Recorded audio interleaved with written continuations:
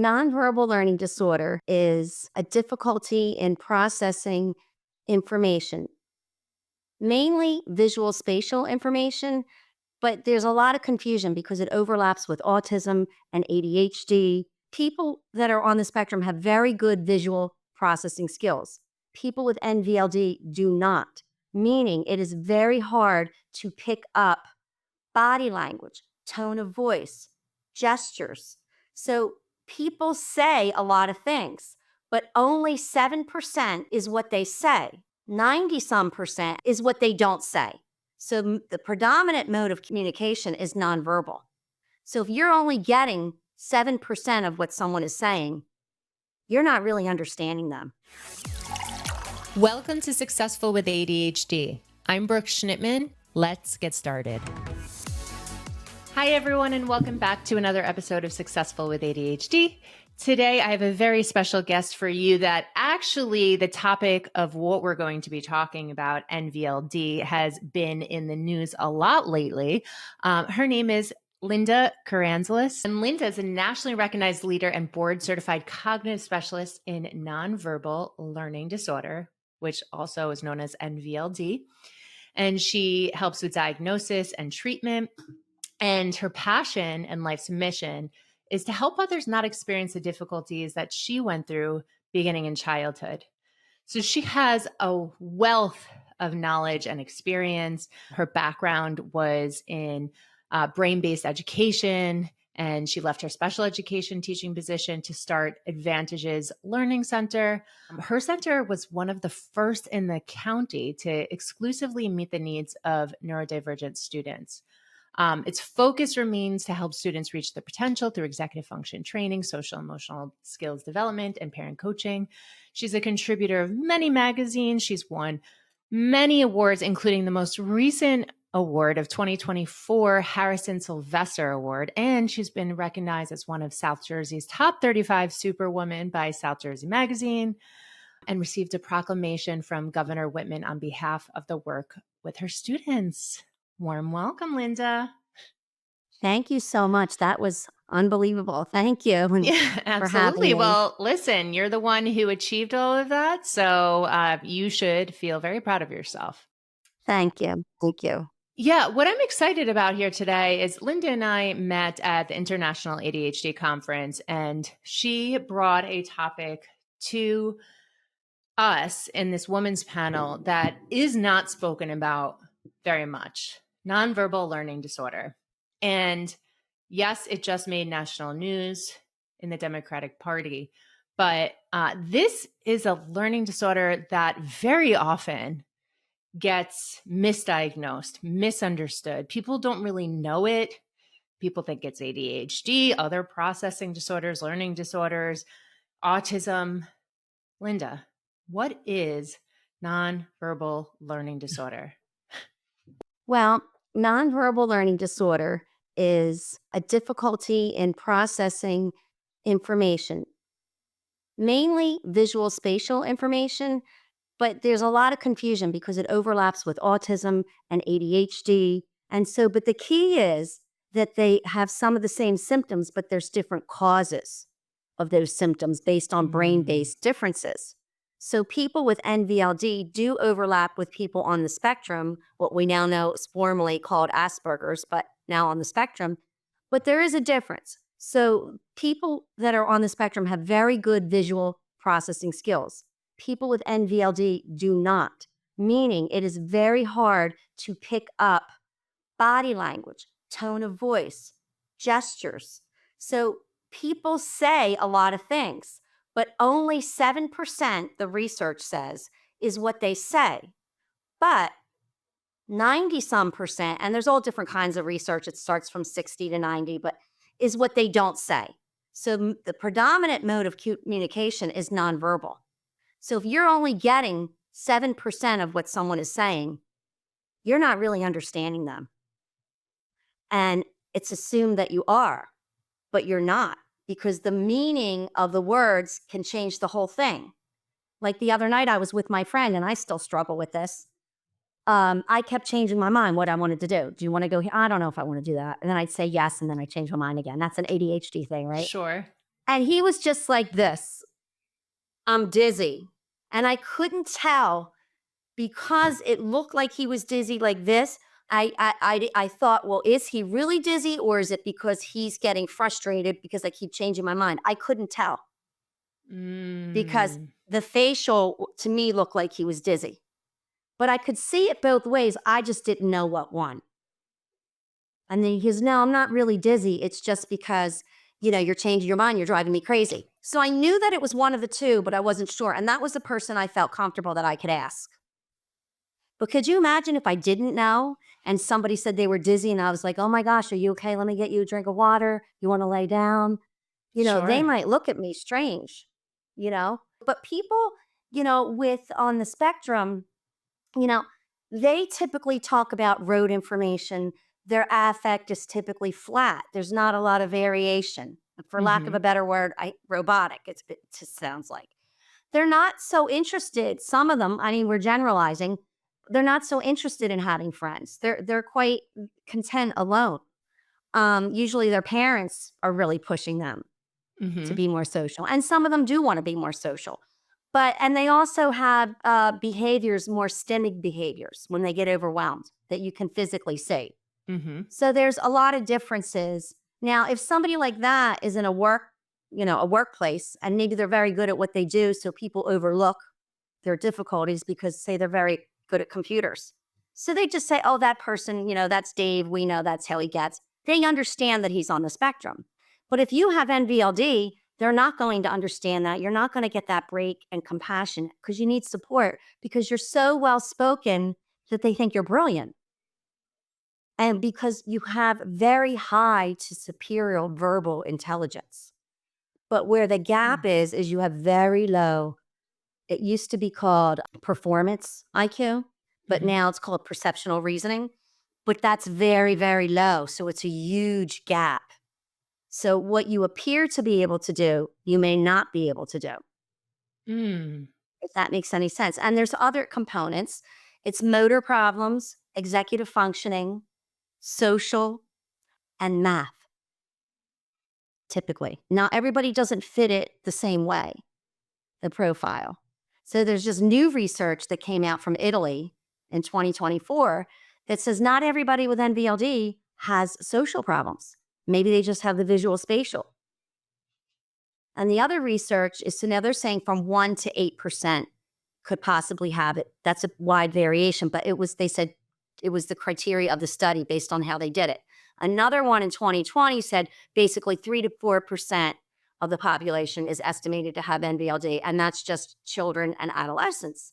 So if that was the study, can you imagine how many adults would have it and not even know it? And it would be misdiagnosed with you could be misdiagnosed with ADHD. I happen to have both, and then on medication that does nothing to help the NVLD. So there's a lot of, issues, and a lot of neuropsychs don't believe in it. They're arguing over it, but it's very close to being in the DSM with a new name, Which is? developmental visual spatial processing disorder, which sounds like we can't see now. The first one sounds like we don't talk. So, but the reason they're doing that is to really differentiating it from on the spectrum. Mm. I don't agree with the criteria. There's not one thing about communication in it. So you're going to get a lot of practitioners not knowing how to treat it because the Sure. communication piece isn't in there, but they're trying to get it in to really distinguish it from autism. Like you, my background is in special education. I got my master's in Yes. students with disabilities in 2006, and we didn't learn about nonverbal learning disorders. Mm-mm. We did not. We learned about, auditory processing disorders, Right. but not NVLD. So you said something that stood out to me that many psychologists don't believe in that. So if you're doing a neuropsychological evaluation or a psychoeducational evaluation in school, because if you are classified with some other disorder or disability and you are getting a reevaluation and you get a psychoeducational, Mm-hmm. it's interesting to me if a psychologist doesn't believe in it. I know you wrote in your book that you have to really be diagnosed with something else to get Yes. accommodations and services in school. Right. Because if you get diagnosed with NVLD, there's no services for that because it's not in the DSM. It's not covered under IDEA. So you get into a situation where they get these separate diagnoses like dysgraphia, because when you don't know where your body is in space, and I can give you lots of examples, you're clumsy, accident prone. So you could get that diagnosis. You could get dyscalculia because that would be the portion of NVLD with math.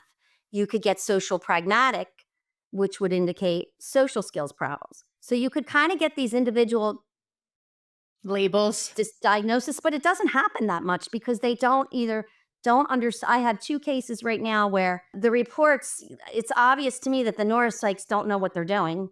When I see a neuropsych that understands NVLD, it's a big difference. You have to find a very skilled diagnostician.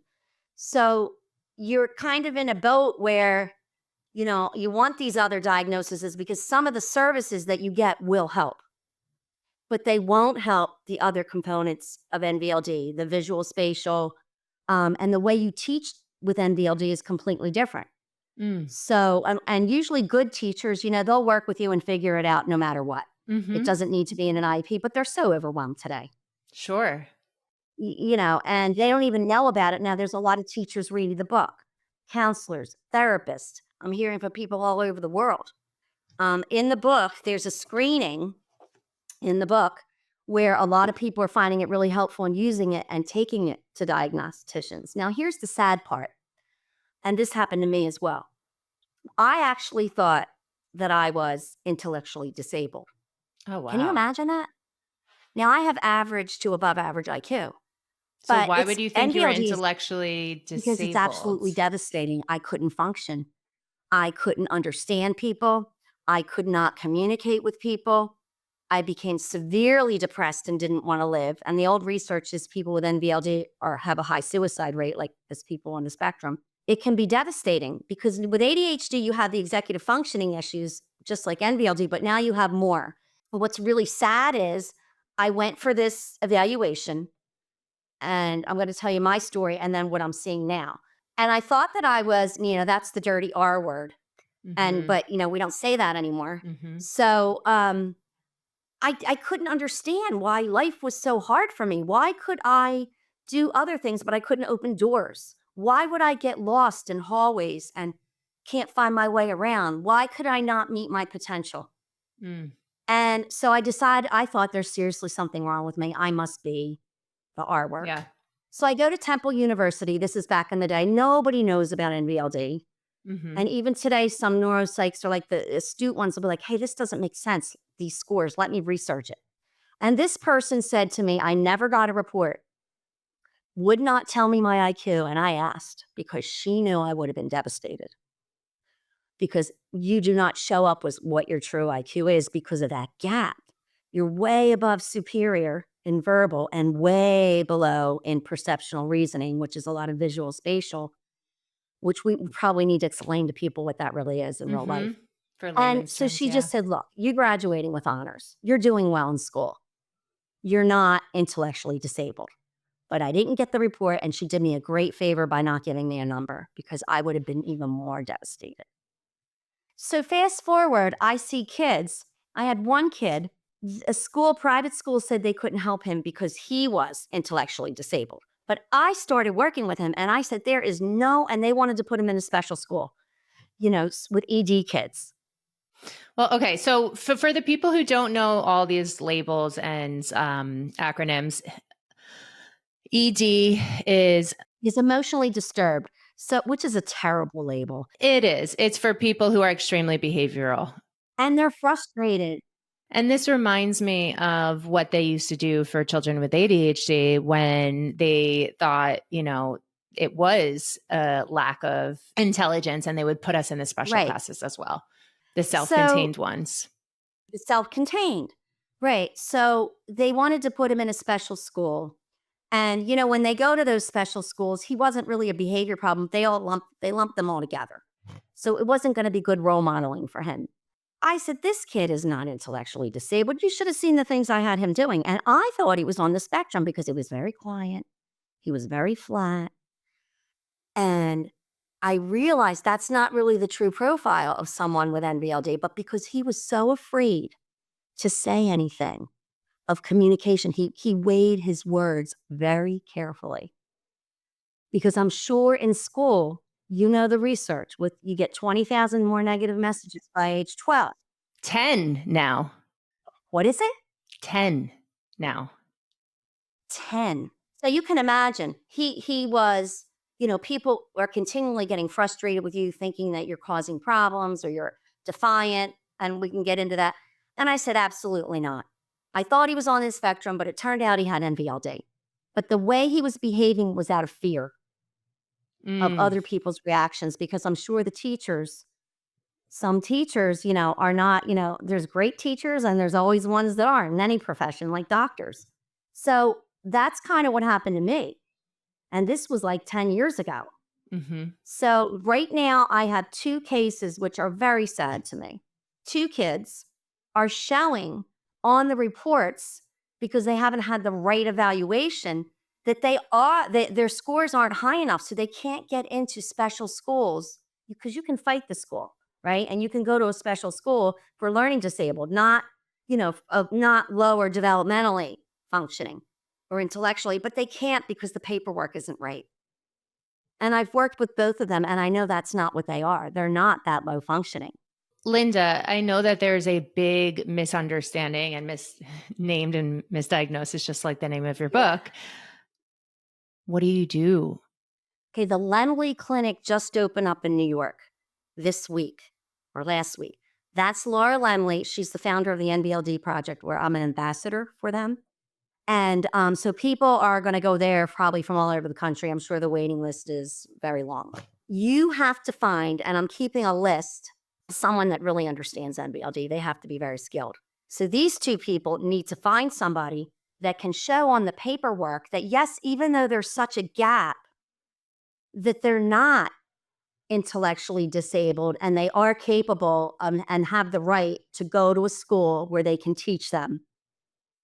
That's not for intellectually disabled kids. So if the child gets the diagnosis that's appropriate for them of NVLD, what type of services in a public school can they receive?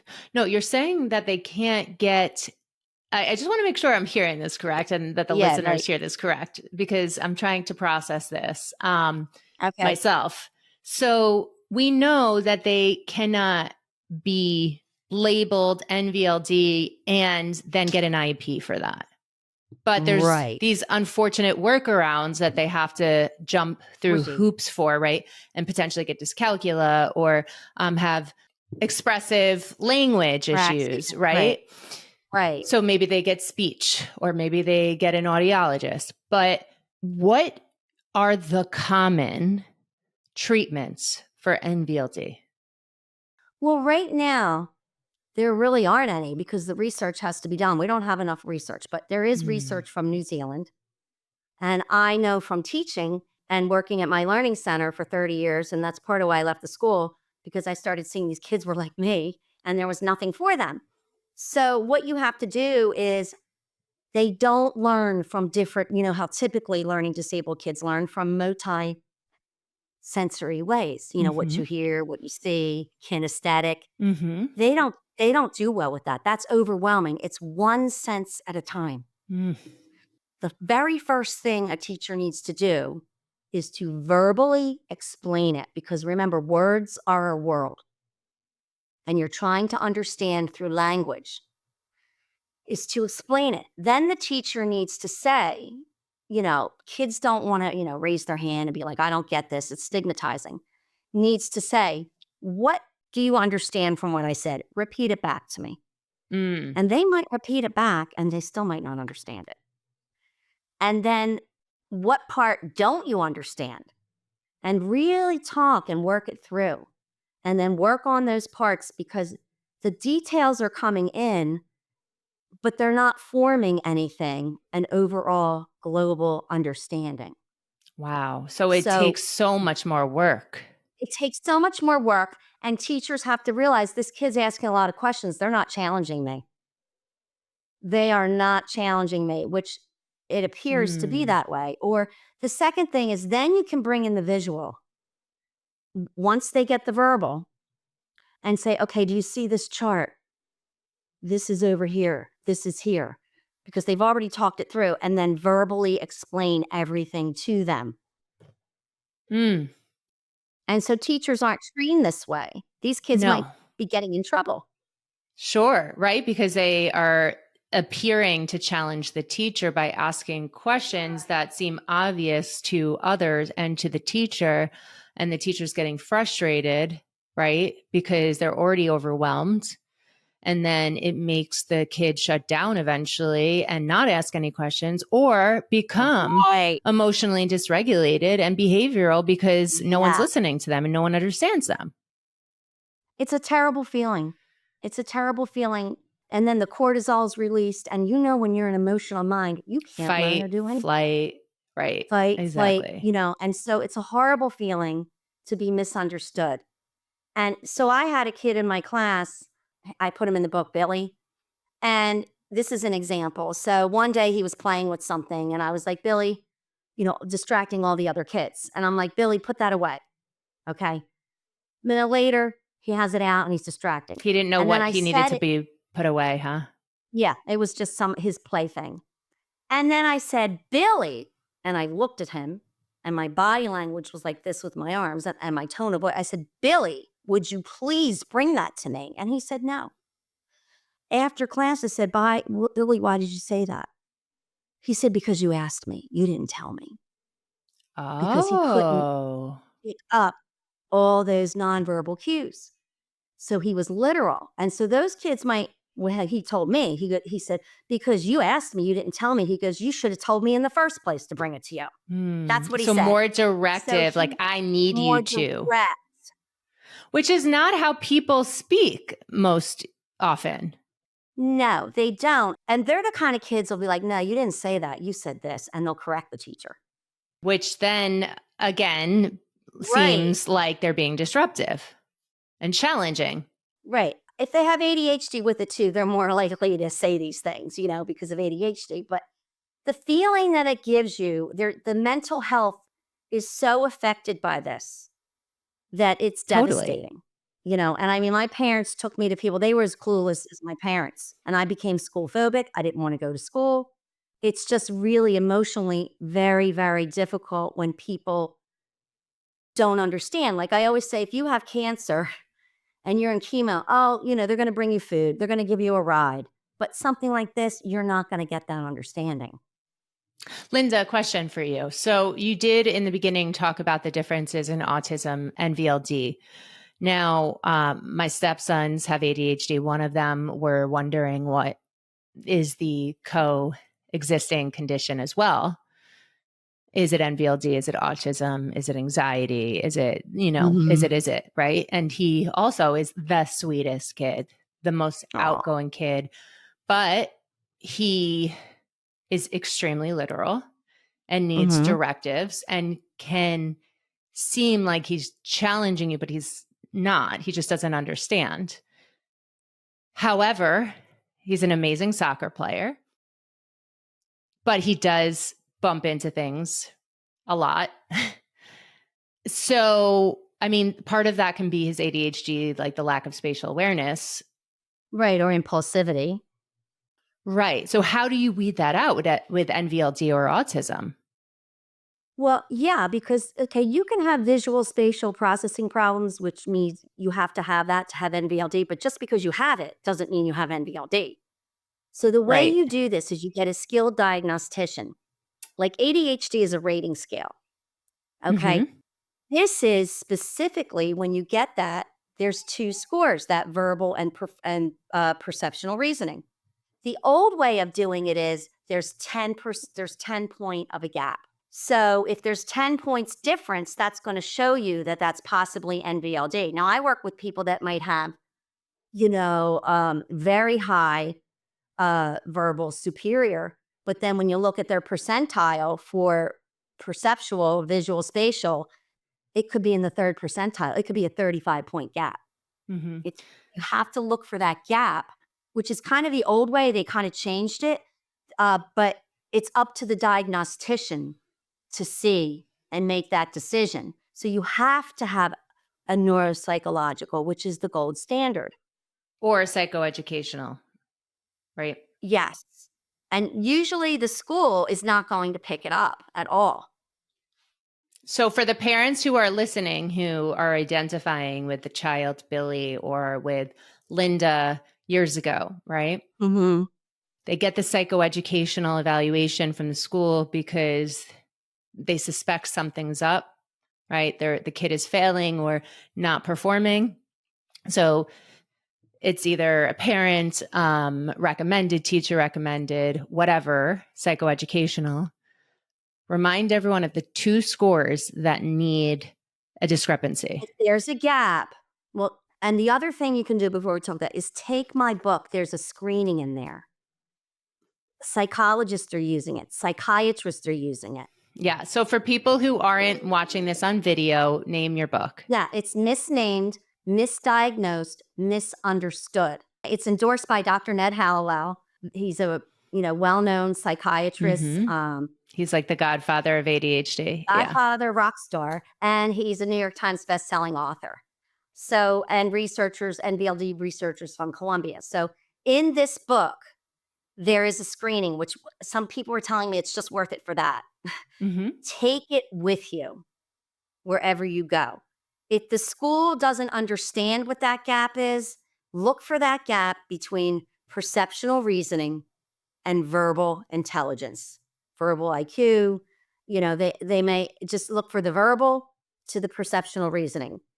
Some people may call it performance IQ, but that's kind of the old way. And which one should be higher and which one should be lower? The verbal should be high and the perceptual would be low. If it's 10 points, that's a sign. Okay. Like I said, I can work with people that are very high superior range, but their perceptual reasoning could be, in the 10th percentile and the 20th. Mm-hmm. So that's what you need to do and take that to them. Will they diagnose it? I don't know. Some believe in it, some don't. But the world's coming together now to agree on what it is. You are entitled to another evaluation if you don't agree to that. Some schools now, I hear, which I don't like, they give you a list and you have to go to one of those people. Will one of those people know? I think it's well worth the money to not put your kid through that again. It's a very intensive and exhaustive process. Mm-hmm. Every time you give it to them more than once, they're going to say, what's wrong with me? Spend the money and go to the right diagnostician. But not everyone can spend the money because that's thousands of dollars that not everyone has. So if you don't have the money, you buy Linda's book. And that's why I wrote the book. Everybody can afford that. So then you get that second evaluation, okay? You give them resources from the NVLD project. If you have a list, you thoroughly interview them. And you ask them, how many people have you diagnosed with NVLD? Do you believe that NVLD is a disorder? Well, how do you diagnose NVLD? You want to grill them until you find one that understands. Because your child is not going to get if they really are going to label them as intellectually disabled, which is sad, and that doesn't happen all the time. They're going to be put in a class where they're not going to be challenged at all. Sure. So you have to fight. Now you can go, in New Jersey, it's called SPAN, Statewide Parent Advocacy Network. Every state has one and it's for free. Mm-hmm. And you can go to them and they will guide you. They will go to the meetings with you. That's great. And you can read the book. And I did that to help the masses because I can't help everybody. Now, if you want to go for that other evaluation, most insurances will cover it. So I think a neuropsych now could be like $4,000. Correct. So if you have insurance, you may be able to get that covered, a portion of that. And this is really important for people that have school-age kids. If you're an adult, you may self-diagnose and you're not looking for school services. But you can go to the Division of Vocational Rehabilitative Services. You are entitled to an evaluation. Now, it's the government. They don't always do the best job. Again, you're going to take the book. You're going to take the screening. You're going to give the NVLD project. Now, because of Gus Walls, the world knows. And that's a beautiful thing about it. He has fast forwarded awareness for neurodivergence rapidly. So for people who don't watch the news, Gus Walls is Tim Walsh's son, who is diagnosed with NVLD and came out and was talking about it, right? On the news. It's been Yeah, he's 17, so his parents talked about it. You can look it up in People magazine. Gus's father was talking about at the Democratic National Convention, because he's the pick for Kamala Harris as VP, how it was so hard for them to conceive, and they were so grateful, and Gwen and Gus and his other daughter are his world. And Gus stood up and was like, "That's my dad, that's my dad," and he had tears in his eyes. And it didn't take long for these national politicians, the commentators, to start picking on him. And they're using this as a political agenda. And my thing is, it doesn't matter. Where is the humanity? That's very concerning to me, that you want to win at politics at any cost. What type of individual is this? Well, that's the thing. So it sounds like from the stories in the classroom, right? Just people don't understand. People don't understand. And if we were to start with empathy and trying to understand and patience, right? Mm-hmm. Think about how much better everything would be. It would be better, because these people are marginalized. They can't get jobs. And the thing is, I have statistics here. JP Morgan's Autism at Work program, on average, 48% to 140% more work than their typical colleagues, than neurotypicals. That's a lot. That's and incredible. They have a lot to offer. They have out-of-the-box thinking. They can do things differently. And to me, it's just discrimination, because when we see all these people in society, like, Steve Jobs and people that have made these great contributions, they think, learn, and do things differently. To me, it's just like the majority is just putting down people that aren't like them. They want you to do things a certain way. And totally. And then people feel that they can't be successful in the workplace because other people don't understand. So, right, you're not doing it the way that you're supposed to be doing it, which is the neurotypical way. Same thing sometimes in the classroom. So then they have to start their own businesses. But hey, Steve Jobs, right? Like all these famous people, I understand Steve Richard Jobs Branson and passed, but right, they all have ADHD, autism, other coexisting conditions. So obviously, there's a lot of potential that is unseen in NVLD, ADHD, autism, and many other disorders. And it's downright superiority and judgment. Well, all of our brains work differently. So it's what the gays went through, what the blacks went through. The majority always wins. But thanks to Gus Walls, things are now, he's become a hero. And what I worry about him is, what kind of trauma is he going to experience because of this? But because it went viral, and the teachers are on TikTok, leave him alone, and the support that has rallied around him, he's become a source of a figure for people that can identify with. So it turned out to be a sad, but there was a silver lining in the cloud, right? And so, but the persecution. Many are masking, pretending, like nodding. Oh, yeah. I used to nod my head. Yep. I understand. And here's another example. And I say things that embarrass me, because if it helps other people, it helps them. Now, I was younger. I learned from the school of hard knocks. I had no help. So I remember I worked somewhere and my boss said, "How are you?" That's a social pleasantry. What did I do? I told him all my problems. You were very literal. Yeah. I don't feel good. I need, and so I was very literal.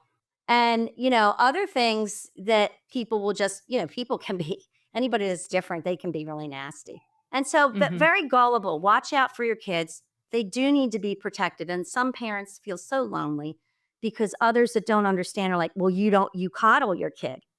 And a lot of parents do that today.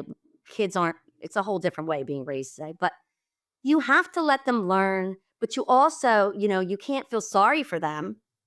and enable them, you have to constantly be teaching them things and talking to them a certain way. 100%. Be building these skills, so, but you have to, It's not an excuse. It's an it's a fine explanation. line. It's a tightrope. It's a tightrope, Yeah. you know? It's like with anything, right? Like we need to learn, right, how to cope with the disorder, with the condition, so we can thrive and meet our potential, right? So, Right. yes, we can explain this is how our brain works, right? And we hope that people are going to treat us the way that we need to be treated, but we also need Right. to carve the path for ourselves with the appropriate tools. And how do we get the appropriate tools is the question, right? And Right. how do we get the appropriate diagnosis is the question. Right. And they have so many talents. They're very well spoken, excellent readers. They like to research. They know a lot of stuff. They can do a lot. But what people need to understand is, and I think parents need to understand because they still don't get it.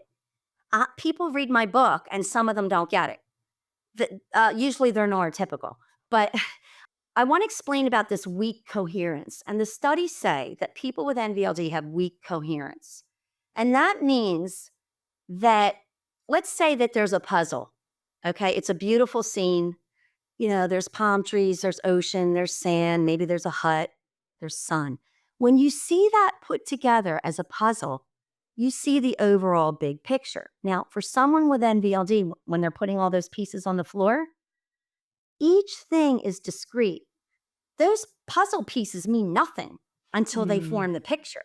But what they see is, oh, there's a little color here, and there's blue, and there's, yellow.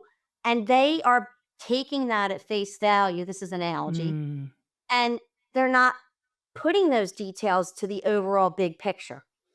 Right. So something like mind mapping might be hard for someone with NVLD. Well, actually, like something like similar, like, do you know that program Inspiration? I love Inspiration. Yeah. Yeah, Well, you as can a get it former for free. teacher, right. Yeah, I used it. You can do that to make connections and to see it visually. Yeah, which is Because mind you're not, mapping. right, which is mind mapping, but you can do that if you I've done that with kids with NVLD, but I've talked with them. It's not just doing it. It's like, okay, well, what's going on? Here's what's going on. And I'm helping.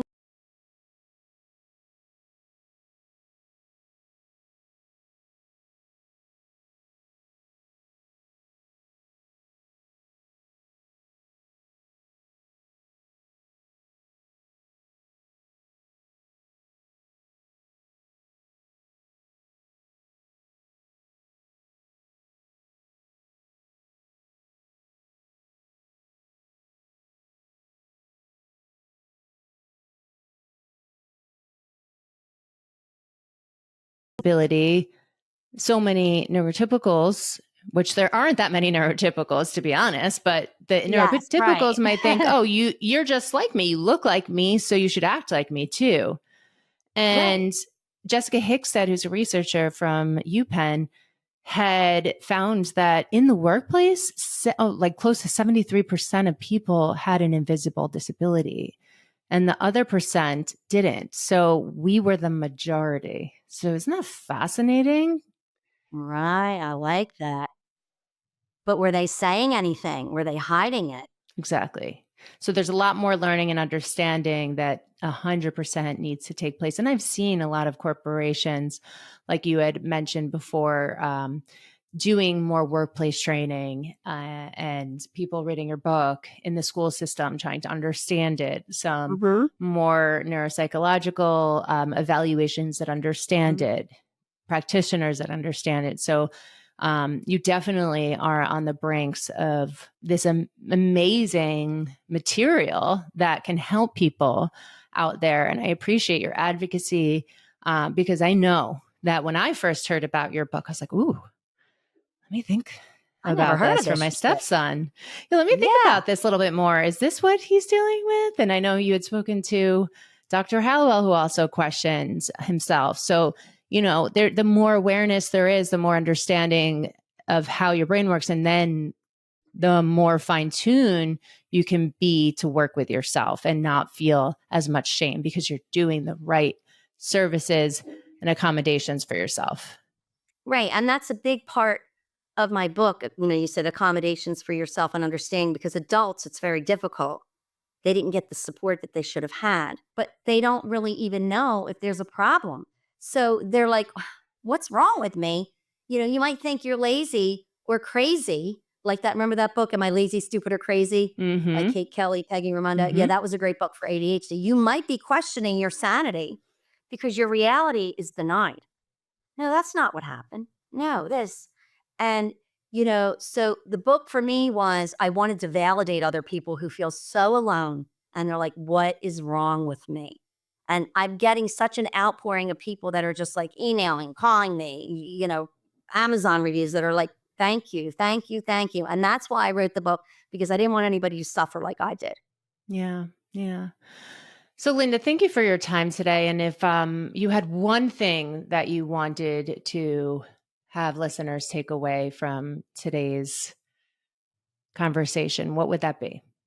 That would be to have empathy for people and patience and learn how to work with them and look beyond their behavior and see the needs. Because when people are acting out, they don't want to be that way.